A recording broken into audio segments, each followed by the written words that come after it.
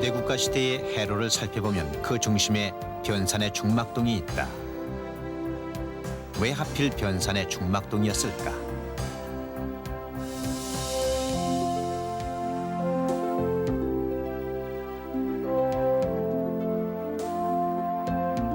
중막동은 여름이면 피서객들로 붐비는 격포 해수욕장을 마주보고 있다.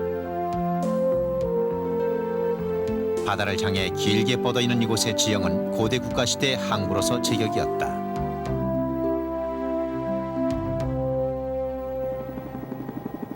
당시엔 항해술이 부족했던 탓에 해안선을 따라 배가 움직였는데 변산의 중막동은 먼 바다까지도 한눈에 볼 수 있는 조건을 갖추고 있었다.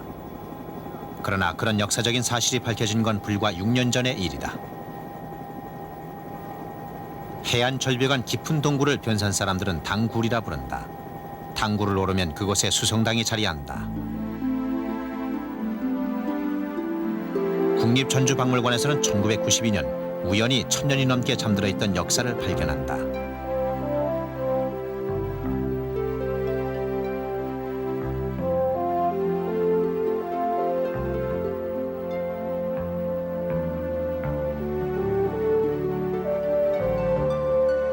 (3세기) 후반에 시작해 조선시대에 이르기까지 1000여 점에 이르는 다양한 유물은 고대 국가 시절부터 대규모의 제사가 바로 변산에서 이루어졌다는 사실을 보여준다.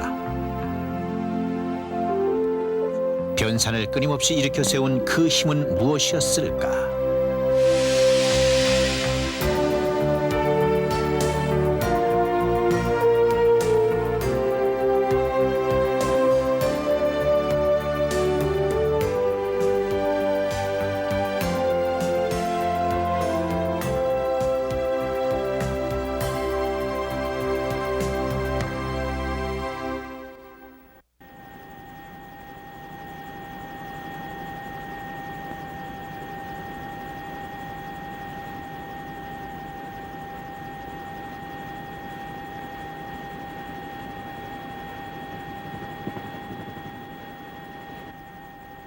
계암사를 내려다보고 있는 울금 바위에 오르면 백제 부흥운동의 중심지 주류산성이 있다.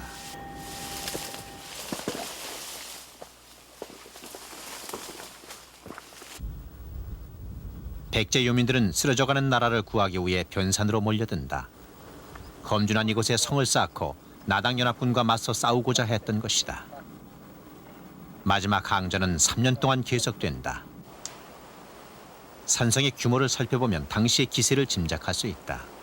높이가 329m에 이르는 울금 바위의 남쪽에 남장대를 설치하고 반대쪽으로는 북장대를 두었는데 우리나라 성곽 중 가장 규모가 크다. 백제 요민들이 계암사 뒤 울금 바위를 중심으로 주류산성을 쌓은 까닭은 무엇일까? 공격군의 움직임을 한눈에 내다볼 수 있는 지형적인 조건이 첫 번째 이유였다. 둘째, 당시의 변산은 바닷물이 들어오면 육지에서의 진입이 힘든 요새였다. 바다 위에 집을 진 거나 마찬가지죠. 파워 벌판 갈 때만 우거지고 여기가 곡식을 심어먹들 못했어요. 그때 당시에는 물이 갯물이 이리 들어왔지. 들어온 것을 우리가 마을 사람들은 이곳을 지금도 바닷가로 기억한다. 일제시대 이후 간척 사업이 진행되면서 농경지로 변했지만 그 이전엔 바닷물이 지금의 마을 안까지 들어오고 나갔다는 것이다. 농경지가 되기 전에는 여기가 전부 바다였었어요. 그리고 민물 때는 저 위에까지 여기서 몇백 미터까지 물이 들어오고 썰물 때는 다시 이제 뻘밭이 되고 여기가 지금 바로 계암사 후록에 있는 주류산성이거든요. 그러니까 바닷물이 들어와 있고 뺑 돌라서 바다니까 주류산성이 아마 엄청난 백제 유민들이 굳이 이곳 변산의 주류성을 마지막 항전지로 택한 이유는 바닷물의 유입에 따라 적의 침입을 차단할 수 있기 때문이었다.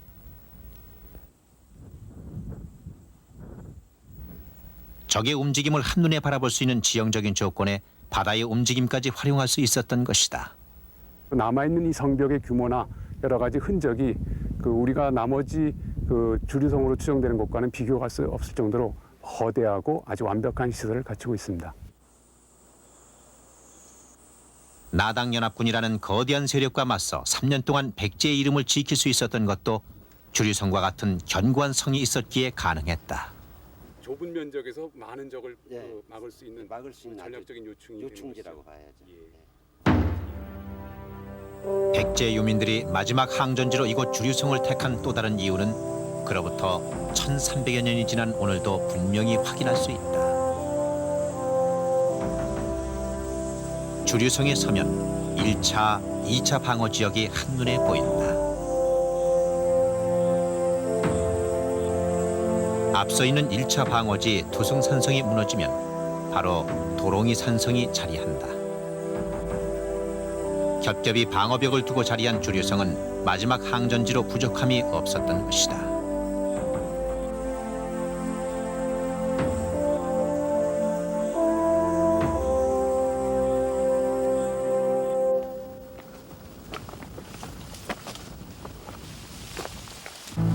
울금바위 서쪽에 자리한 복신굴은 인위적으로 만든 굴인데 당시 백제 유민들의 강인한 힘을 짐작케 한다.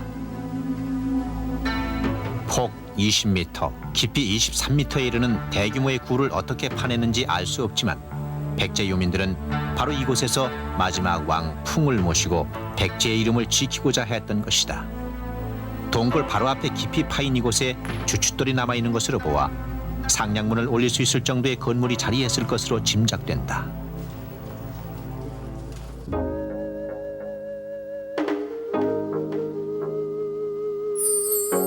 원효방 상량문을 그대로 옮겨 적은 별기에는 도침과 복신이 왕자풍을 받들어 이곳 주류성에서 마지막 항전을 벌였다고 기록하고 있다.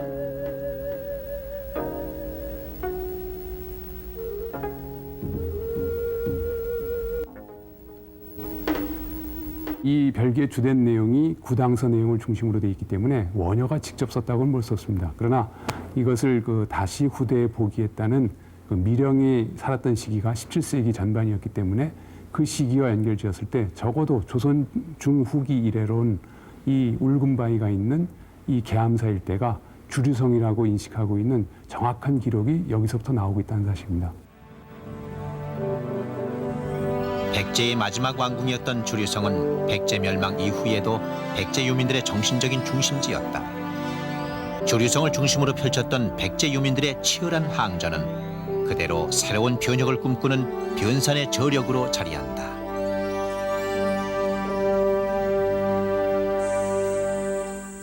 마지막 항전지로서 변산을 택하고 온 힘을 다해 나라를 지키려 했던 백제 유민들의 의연한 정신. 주류성엔 지금도 그때의 흔적이 남아있다. 근데 이런 터가 이거하고 비슷한 터가 이 아래에 또 한 군데가 있어요. 아래에. 아래에 또 하나가 있으니까. 나라를 잃어버린 백제 유민들의 의지처는 미륵이었다. 3년 동안의 치열한 항전이 실패로 끝나자 지금 현실이 아닌 내세에 대한 염원을 미륵불에 담기 시작한 것이다. 취재진은 주류성을 둘러보다 무너진 성곽 속에서 미륵을 만났다. 백제 유민들이 만국의 한을 달래며 마음을 의지했던 미륵.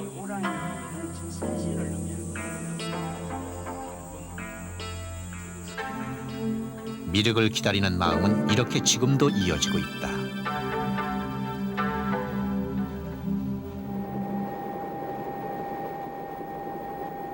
계암사 울금바위를 중심으로 드넓게 둘러싸여 있는 주류산성은 백제를 지키려 했던 당시의 기상을 전하고 있다.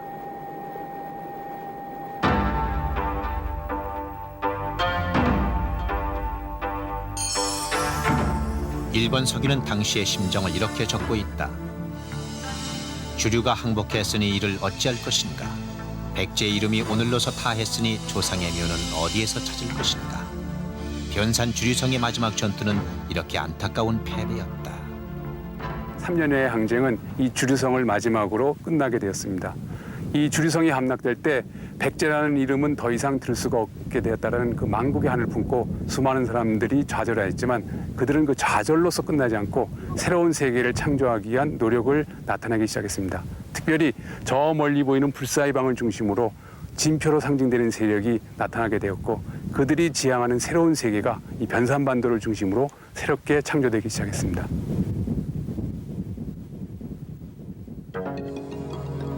여기서 잠깐 삼국유사 진표 전간을 눈여겨보자. 진표 율사는 김제 만경 사람인데 능가산 곧 변산의 불사의암에서 미륵 점철경이란 깨우침을 얻는다. 진표가 도를 깨우친 변산의 불사의암은 과연 어디인가?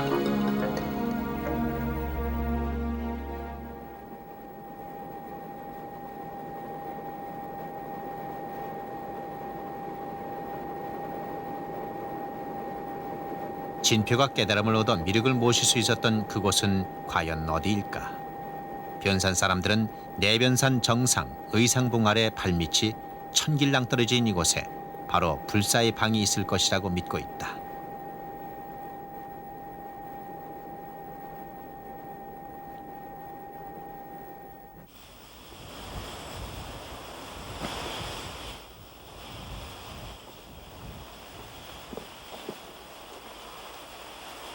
취재진은 불사의 방을 확인하기 위해 깎아지른 듯한 바위 밑으로 10m 정도를 내려갔다.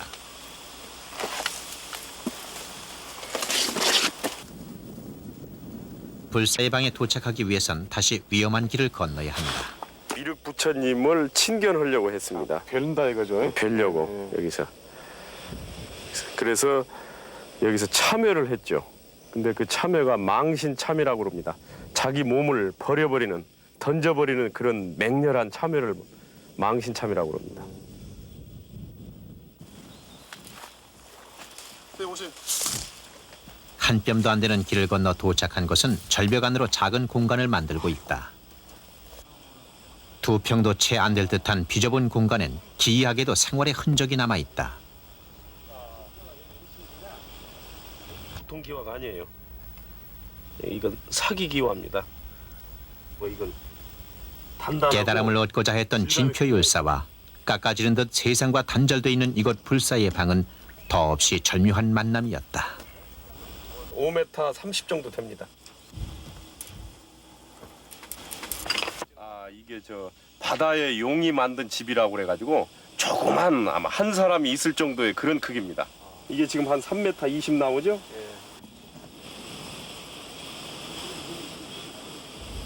이규보는 남행월 일기에서 불사의 방엔 나무 사다리가 내려져 있고 높이는 100척에 이르며 그곳에 도착하면 삼면이 깎아지른 듯한 절벽이라고 적고 있다.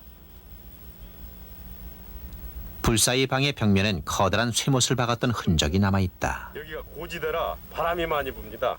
그래서 집이 흔들리지 않도록 고정시키는 팩입니다. 쇠못 박은 자리 있는 거 한번 봐보셔요. 예, 있습니다. 밑에 집안에서 몇 메타나 떨어져 있어요.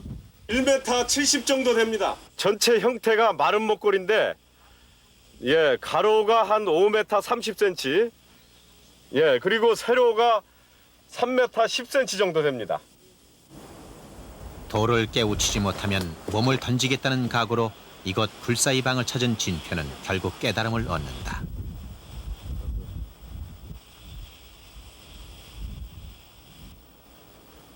낭떠러지 위 비좁은 방에 부처를 모시고 진표가 얻은 건 미륵이었다. 부처를 모신 흔적이 그대로 남아있다. 이쪽에 이렇게 홈이 파져 있는 데는 지금 불상을 모셨던 자리로 그렇게 추측이 됩니다. 우리나라에서 미륵신앙이 처음 시작한 것은 사실 이곳입니다. 진표율사가 여기에서 미륵부처님의 힘을 받았기 때문에, 그러니까 이곳은 한국 미륵신앙의 발원지인 곳입니다. 진표율사는 여기서 도를 통한 다음에 김제 금산사로 갔습니다. 그리고 금산사에서 미륵전을 세우고 그 다음에 속리산 법주사로 갔죠. 그리고 속리산 법주사에서 다시 금강산의 발현사로 이동을 했습니다. 변산을 찾은 진표가 불사의 방에 몸을 의지하고 얻은 깨달음은 왜 하필 미륵이었을까? 미륵은 패망한 백제 민중들의 절대적인 믿음이었다. 중요한 미륵 사찰이 세 군데입니다. 하나는 선운사고 다른 하나는 김제 금산사, 또 하나는 익산 미륵사입니다. 이 세 사찰이 삼각형을 이루면서 미륵 사찰의 세 기둥 역할을 하고 있는 거죠.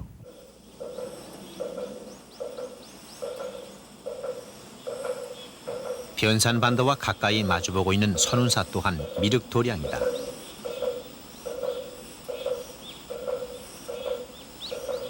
선운사의 삼수박에는 검단 선사를 모시고 있다. 선운사를 창건한 검단 선사는 불법에 연연하기보다는 민중들의 고단한 삶에 먼저 눈길을 돌린다. 민중의 어려움을 함께 나누고 참회의 길을 열기 위해 스스로 반성하는 도량을 세우니 그것이 바로 선운사 참당함이다. 검단 선사는 민중들을 외면하지 않고 교화하며 새로운 내세를 꿈꾸는 미륵의 뜻을 몸소 실천하고자 했던 것이다.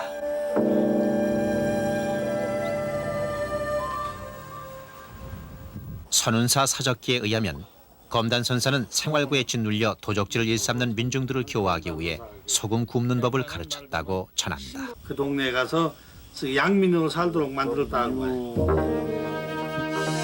검단 선사 덕에 소금을 만들게 된 주민들은 그 고마움을 대대로 물려 선운사에 소금이 떨어지지 않았다. 선운사 사적지는 검단 선사의 행적을 소상히 전한다. 검단 선사는 해안가에 소금 샘을 파고 소금 만드는 비법을 전했는데 고창 선운사 주변 해안가엔 지금도 검단이라는 이름을 가진 마을이 자리한다.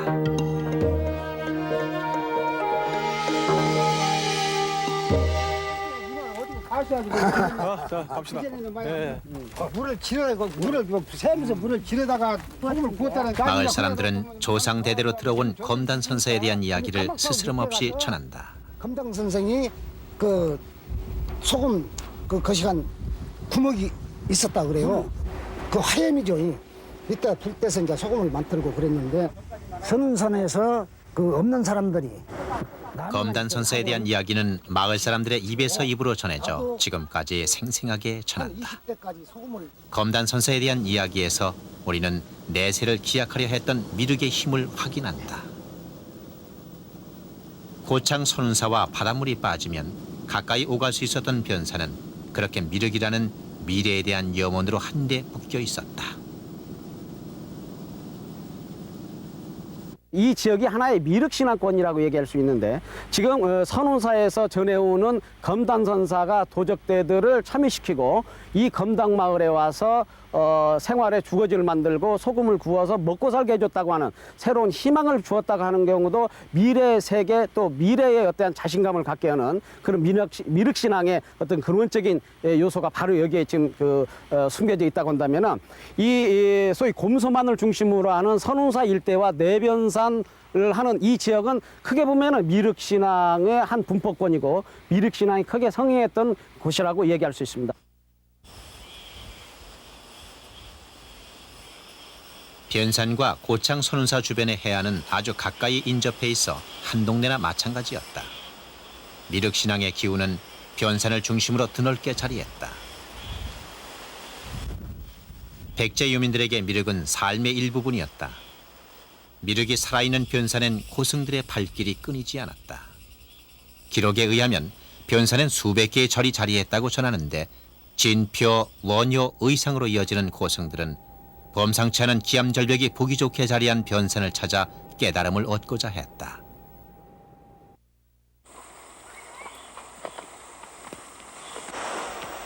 변산은 깨달음을 얻을 수 있는 도량으로서 알맞은 분위기를 갖추고 있다. 곳곳에 자리한 기암절벽이며 높지도 낮지도 않은 산세와 소담하게 자리한 계곡에 어울려 절을 세우고 미륵을 세우는 데 적합했던 것이다. 변산을 복례산이라 불렸던 것도 그런 이유였다.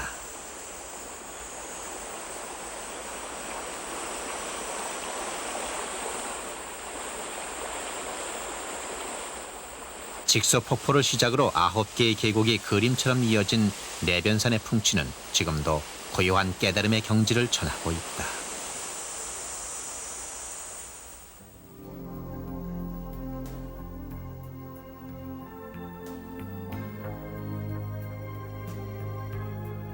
여기서 우린 부설이라는 이름을 만난다. 그가 신라의 승려라는 안정된 신분을 뒤로하고 굳이 변산을 찾은 까닭은 변산에 움트는 변화의 기운을 함께하기 위해서였다.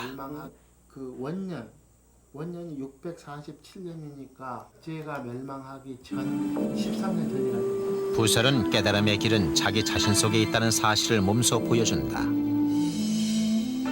스님의 신분을 버리고 부인 묘화와 아들 등운, 딸 월명과 새로운 깨달음을 구한다. 그것은 당시 불교 사회에서 커다란 변혁이었다.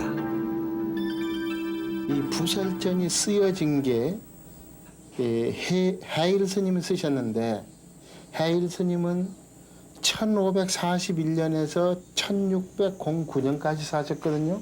다시 말해서 이 속에 보면 연대라든지 혹은 득도시라든지 이런 부분들이 아주 사실적으로 잘 나타나 있어요. 그래서 이것 자체는 한국의 구도 불교 소설로서의 거의 효시를 이루는. 부설전에는 부설의 일대기가 자세히 기록돼 있다.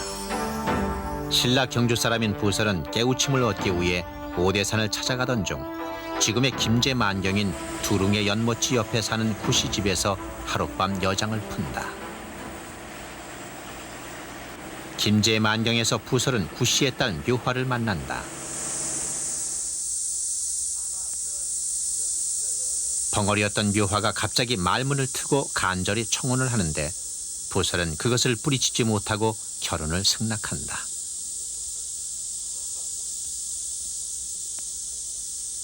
그는 만인이 우러르는 스님이었다. 고귀한 신분의 신라승이었던 부설이 멸망한 나라인 백제 땅에 와서 승복을 벗은 까닭은 무엇이었을까? 민중과 함께 삶을 함께 할 때 그 속에서 우러나는 게 진정한 불법이라는 것을 체감을 하게 되죠. 원효, 의상, 그리고 이곳에서 난 진표, 그리고 이 부설 거사까지를 포함한 4대 성인들의 그 선지식이 가득 담긴 이 변산반도의 불교 신앙은 민중들의 애환과 늘 함께하고 있는 모습을 우리는 발견할 수가 있습니다.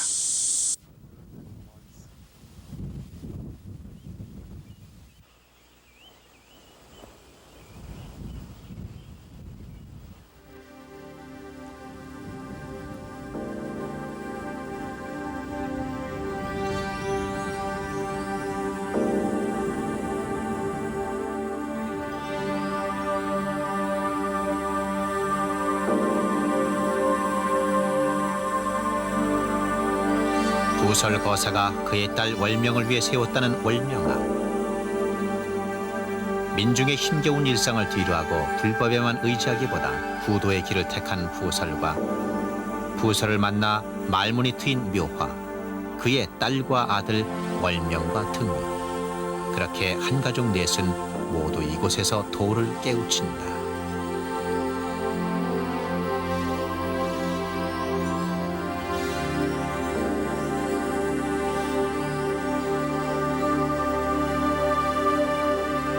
스님이 민중들과 함께 더불어 도를 깨우쳤다는 사실은 기존 불교에 대한 의연한 저항이었다. 부설거사는 승복을 벗고도 부처를 오로지 가까이 하면 도를 깨우칠 수 있다는 것을 온몸으로 보여준 것이다. 어떤 역사적인 사실에 근거한 어떤 설하기 때문에 그것을 갖다가 조선시대 때 문자화 시켰을 때는 나름대로 어떤 그 목적을 가지고 있었을 것이다.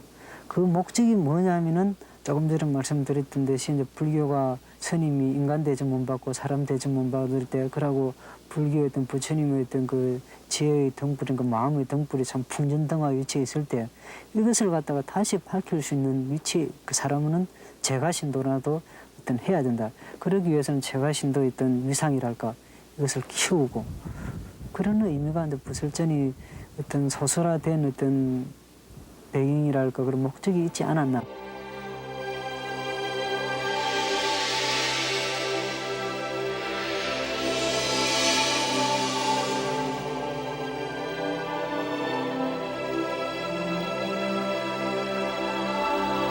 입으로만 전해지던 부설거사의 행적이 기록으로 완성된 때는 조선 후기.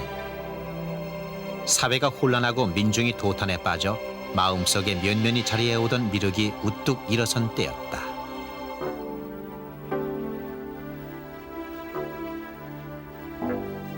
조선 후기의 미륵은 성난 얼굴로 자리한다.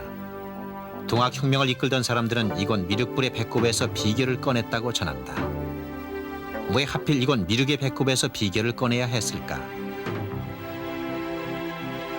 당시 사람들은 모두 미륵을 기다렸다. 미륵에서 꺼낸 비결만이 새로운 세상을 여는 비결이 될 수 있었던 것이다.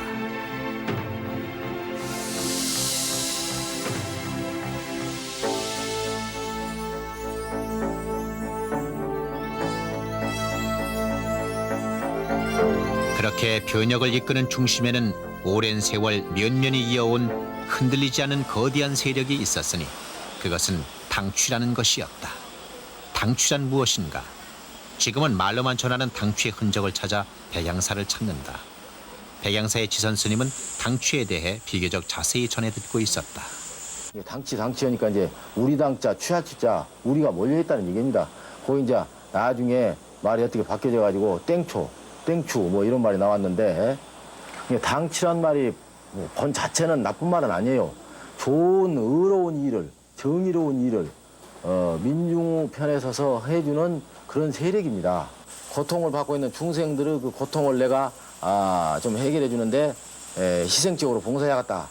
이런 실천에 비중을 둔 스님들은 밖에 나가서 그게 직접적인 실천으로 이어졌지 않는가. 철저한 비밀 결사 조직으로 어떤 기록도 남기지 않고 거대한 조직을 거느렸던 당취는 일종의 사회 변혁 운동 세력이었다. 변산의 계암사에도 당취에 대한 이야기가 전해온다. 소외받고 억압받고 핍박받는 그 계층 천민들의 그 주변에는 당시 정신적 문제의 어떤 구심점 역할을 해주는 이들이 그 지역에 출가한 사문이었고 스님이었다. 그이들과 같이 호흡을 하고 동조하고 그이들의 정신적 문제를 지도하고 이끌어주는 이제 그런 역할을 했던 분들이 역시 스님이 아니었었냐 하는 이제 그런 취지로 봐서는 그것이 부합할 수도 있다. 그렇게 이제 생각이 됩니다. 그거 이제 하나의 그 땡초의 어떤 결사 아니면 땡초의 어떤 운동의 일환으로 그런 정신적 문제를 지도하고 어떤 이렇게 이끌어 나가는. 잘못된 세상을 바로잡고자 스님의 신분으로 비밀 결사 조직을 결성해야 했던 그들은 구체적으로 어떤 활동을 했을까? 기존 불교 세력의 바깥 세력, 기존 불교 세력의 아웃사이더 세력이에요. 요즘 말하자면 그런 편에 있으면서 기존 불교가 하지 못했던 어려운 일들을 실천해 내는 그런 세력이었다 이렇게 봅니다. 그러니까 거기에 이제 파가 뭐 금강산파, 지리산파, 변산파 이렇게 들었어요. 조선 왕조 실록에서도 당취에 관한 기록을 적고 있다. 도적대들이 무리를 이루고 있는데 한 세력은 변산에 다른 세력은 월출산에 있고 특히 부안 변산에 무리가 많아 관군이 그들을 잡아들이지 못할 정도로 세력이 크다고 전하고 있다. 무리를 지어 감히 관군이 손대지 못할 정도로 세력이 컸던 당취.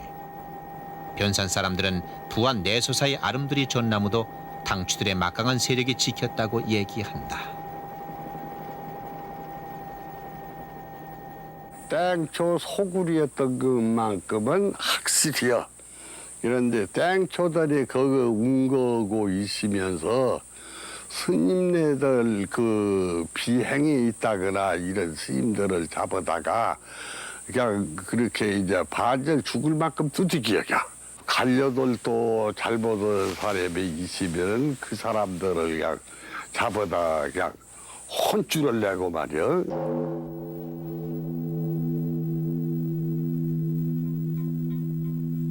변산의 수많은 절을 중심으로 활동했던 당취들은 금강산, 지리산 당취와 연결돼 막강한 힘을 발휘한다.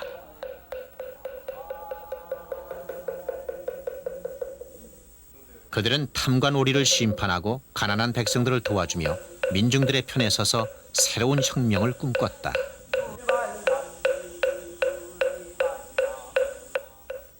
절에 와서 살면서 들으면은 되게 아주 악당으로 표현하는 편이야. 악당으로. 아주 나쁜 사람들로. 근데 사실은 그게 아니라 그 불교를 받아들였으되 불교 입장에서 우리 민족의 모든 것을 건너다 본 게 아니라 우리 민족의 위치에 확고히 서가지고 불교를 요리했다고 보면 될까요? 당취는 고요한 선사를 중심으로 비밀스럽게 그러나 강인하게 암울한 시대를 정화했다. 점조직이라고 그러죠? 그보다는 더 치밀했지. 치밀해가지고 같이 앉았어도 너도 땡초고 나도 땡초지만 피차간에 땡초인지를 몰라. 피차간에. 그래서 상호 감시했다는 건 분명한 사실이고. 그래가지고 거기서 만약 그 변제를 하면은 뭐 고아를 막는 거 그냥 그렇게 처단해버렸지 조금치도 그때 용서는 방법이었다는 거예요. 아, 조직을 배신했을 때요? 네, 조직을 배신했죠. 근데 요새 말로 조직을 배신이지 민족을 배신했다고 봐야겠죠. 민족을. 당취의 훈련도장은 선운사. 그들은 바닷물이 빠지면 죽도를 건너 변산으로 옮겨와 힘을 결집했다. 이 사람들이 주로 한 일들이 그 탐관오리나 부정 축제로 재물을 모은 부자들을 털고 그걸 가난한 사람들한테 나누어 주는 그런 역할을 많이 했습니다. 그래서 관변 측에서 이 사람들을 보자면 도적이지만 승려들 입장에서 보면은 의승들입니다. 의로운 승려들. 이걸 당취라고 그렇게 표현한 것이죠. 그러니까 당취 니꼬로 도적입니다. 어느 쪽에서 보냐 시각 차이가 있는 것이죠. 선운사와 죽도 변산을 잇는 해로를 통해 은밀하고도 막강한 힘을 기른 당취들은 관군이 엄두를 못 낼 정도로 놀라운 세력을 형성한다. 조선 왕조 실록은 적병들이 자기 스스로 의병이라 자칭하며 1인당 100명을 거느린 규모로 끊임없이 변산 곳곳에서 출몰한다고 기록하고 있다. 홍길동전도 이러한 변산의 분위기를 무대로 한다. 산천이 청아하고 사람들이 반듯하니 안심하고 살만한 곳으로 율도국을 얘기하는데 그곳이 변산 주변의 섬이라는 것이다. 여기서 우린 변산과 허균의 관계에 주목할 필요가 있다.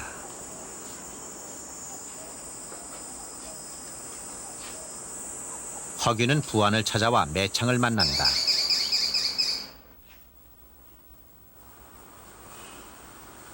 세금을 걷어들이는 관리가 된 허균이 부안을 찾은 건 임자년 1601년의 일이다. 계생, 즉 매창을 만났던 감회를 상세히 기록하고 있다. 시를 읊고 가야금을 타니 글을 같이 논할 정도라고 매창을 극찬하고 있다.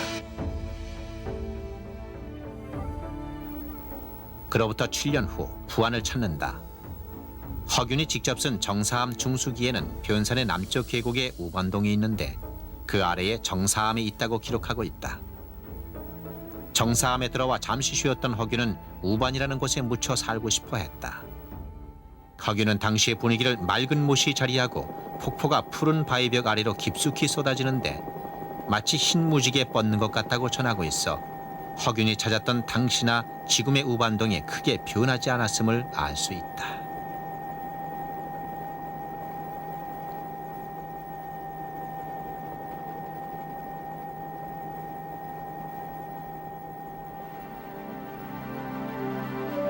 허균이 다녀가고 45년 후 이곳 우반동을 찾은 사람은 반계 유형원이다. 우반동의 이름을 따 호를 반계라 지은 유형원은 변산에서 반계 수록을 완성한다.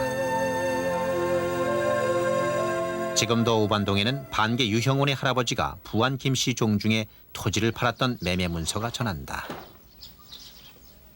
예, 숭정 9년에 유 반계 선생님의 할아버지 유성민 씨가 우리 할아버지한테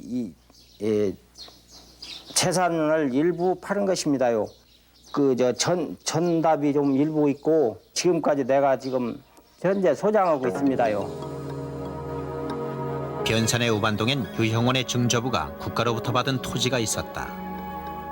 반계는 그런 이유로 할머니와 어머니가 돌아가시자 고향 경기도를 떠나 이곳에 내려왔고 농민들과 함께 생활하면서 농촌의 현실을 직접 체험하고자 했다. 여기 전에요.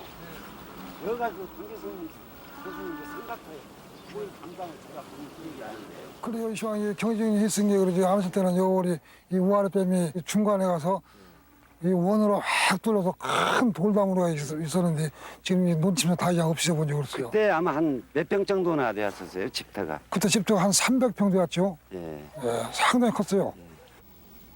몇 해 전 농지 정리를 하기 전까지만 해도 집터와 담장이 자리했다고 한다. 대나무 숲 앞이 바로 반개의 집터였다.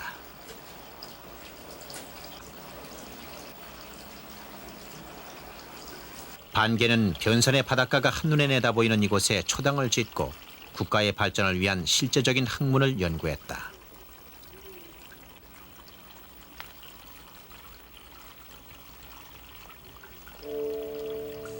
혼탁한 세상을 바로 세우기 위해 완성한 반개 수록은 경제와 정치, 사회, 국방 문제 등 나라를 개혁할 수 있는 구체적인 방법을 제시하고 있다.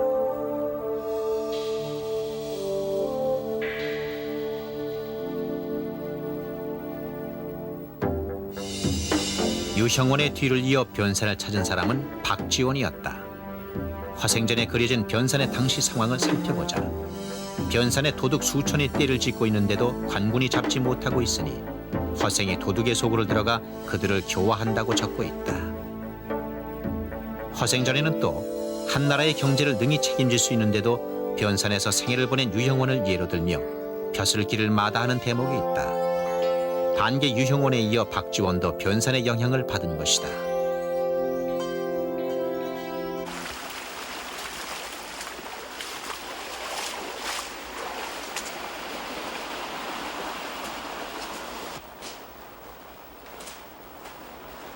변산 사람들은 이곳 우반동의 후암굴 주변이 허생전의 무대였다고 얘기한다.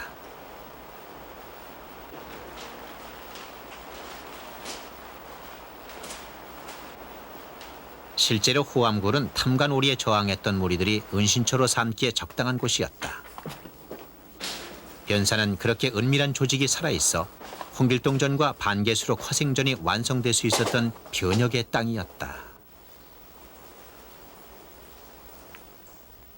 변산은 곧 개혁의 논리가 준비되고 개혁이 실현되는 장소였다. 이렇게 말할 수 있습니다.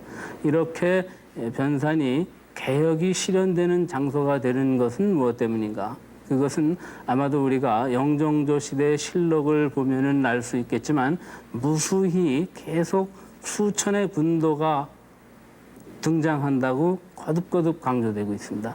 그만큼 이 변산은 사회적인 제도, 모순이 가장 극명하게 드러난 지역이고 그래서 지식인 사회에서는 특히 개혁적인 사고방식을 가진 사회에서는 이 지역에 관심을 두고 이 지방의 그 사회 구조나 체제에 기초를 해서 개혁의 논리를 마련해 간 것이 아닌가 이렇게 생각됩니다.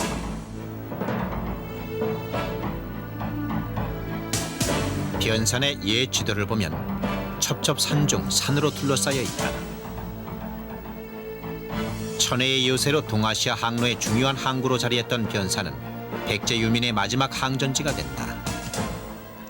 백제 패망 후 변산은 서해를 지키는 미륵의 땅으로 우뚝 선다. 망국의 한을 미륵으로 승화시킨 백제 유민들은 앞으로 올 미래를 준비하며 새로운 변혁을 꿈꿨던 것이다.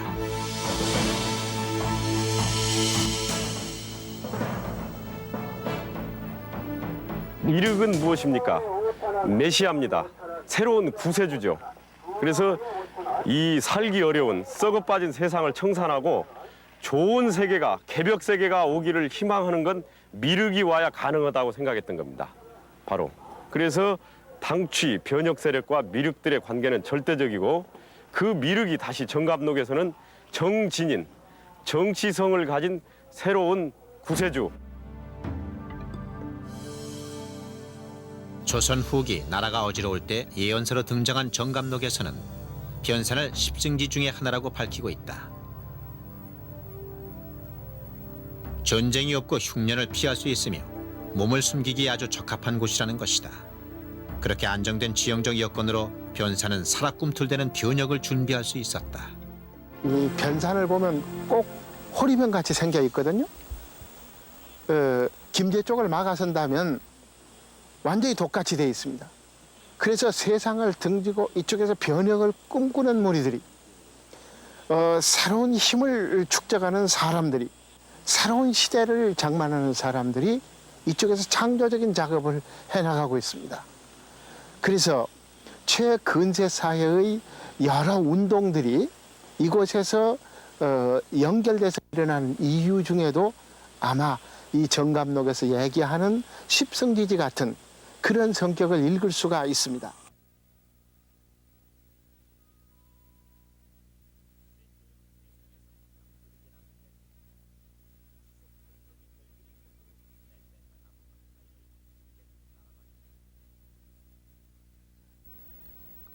변산은 미래를 준비하는 땅이다. 산과 들, 바다가 있어 넉넉하고 풍요로운 땅의 기운은 새로움을 잉태하기에 충분하다. 역사를 거슬러 오르면 고대 국가 시대부터 해상 교역이 활발하고 동아시아인들의 왕래가 빈번했던 탓에 국제적인 흐름을 읽을 수 있는 무역 항이기도 했다. 변산의 중막동 제사 유적은 우리에게 번창했던 무역항, 변산의 역사를 그대로 전한다.